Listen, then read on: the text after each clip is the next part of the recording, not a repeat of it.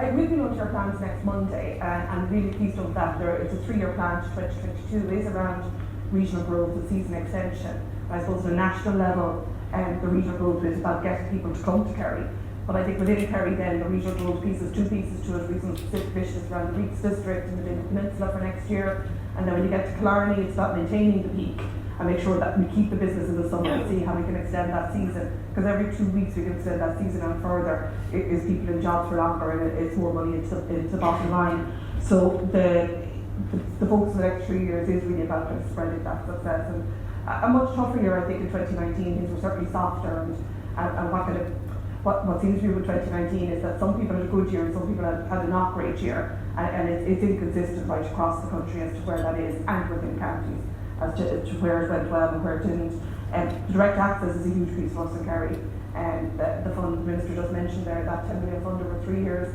Already Shannon have gotten 2 routes over the line with that, which would certainly benefit Kerry, but Kerry Airport itself, we've working with them on that. It's new plans for new routes and then how we maintain the current routes. So we've done 6 campaigns last year around the London routes and the 2 routes in Germany, and much more of that next year. That fund is going to allow us to do much more to promote that direct access and straight into Kerry. If you land here, you're more likely to spend their full holiday here.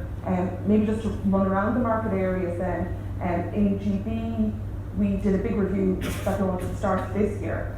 And the 2 really key findings in the GB review was about repeat visitors.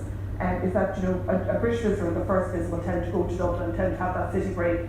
But when they come back the second time, they'll want to explore more. So something that's live at the moment is that people returning on the London flights from Dublin at the moment are getting a message on the boarding card saying, next time, why not fly direct to Kerry, or why not fly direct to the Wild Atlantic Way, and saying to them, you're coming back again, come and discover another part of Ireland.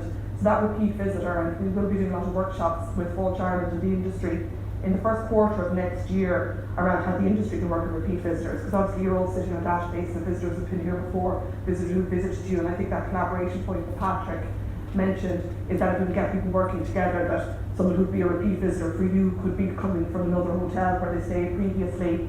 And the second bit of the GB review was around hubs and what people can do. So in the British market, we are very much seen as almost a domestic market. So what they want to come here for is kind of 4 and 5 night stays. But they want that to be really, really easy. So a big piece of the work that we're undergoing at the moment, and we'll be coming back to the industry on, is how somebody who lands in Kerry Airport, what a 4 or 5 night holiday could look like around that. That's incredibly easy. That somebody can just imagine it's almost as easy as a city break. You can just land here and then they've got this 4 or 5 night break around it. And there's a really big piece of work to be done on that, because Brexit hasn't killed the British market as we had thought. The British market will be down between 1 and 2% this year. And what we're seeing is that there's potentially an opportunity for Ireland, that the common travel area is that if people want a foreign holiday, Ireland is foreign and easy, if that makes sense, rather than potentially having queues to get across the English Channel and potentially having the difficulty of getting into Europe. And we've been doing a lot of work around, making sure everyone's very comfortable with the common travel area. And Mr. Griffin helped us a lot with this at World Travel Market, is that people know about that, they know how easy it would be to come to Ireland. So the British market certainly hasn't been killed by Brexit. We're actually seeing the impact far more widely in mainland Europe, unfortunately. And going to mainland Europe, what we're seeing in mainland Europe is that the uncertainty is causing real difficulty. In the German market, which is obviously crucial here in Kerry, they fear going into recession, they fear Brexit is going to bring them into recession. And so while this uncertainty continues, they're kind of not making travel plans. Once uncertainty goes, be it good or bad for them, they'll start travelling again. But the uncertainty is just causing this kind of logjam, and the UK and Ireland are kind of being brought together in their thought set. So the German market definitely challenging for next year. Very aware of the 2 direct flights in from Germany, so we probably very much focus on the opportunity they present. We have been doing a big bit of work with the travel trade right across mainland Europe at the moment, reassuring them about the ease of travel, that business as usual, that Brexit changes nothing in terms of travel to Ireland. And we will be doing a big travel trade initiative in Germany, in Killarney later on in the year next year. We also see a very specific opportunity for Kerry in Southern Europe, so Italy will be doing a lot of work, and the Italian market and the French market doing a lot of work in Kerry next year, and then we because that's kind of untapped, because the German market has been doing so well, and we'll also be reinvesting in the Dutch market next year. The Dutch market is one that is a really consistent high performer, particularly when it gets to spreading business beyond the main areas. The US then is, Aer Lingus will be increasing their flights by 10%.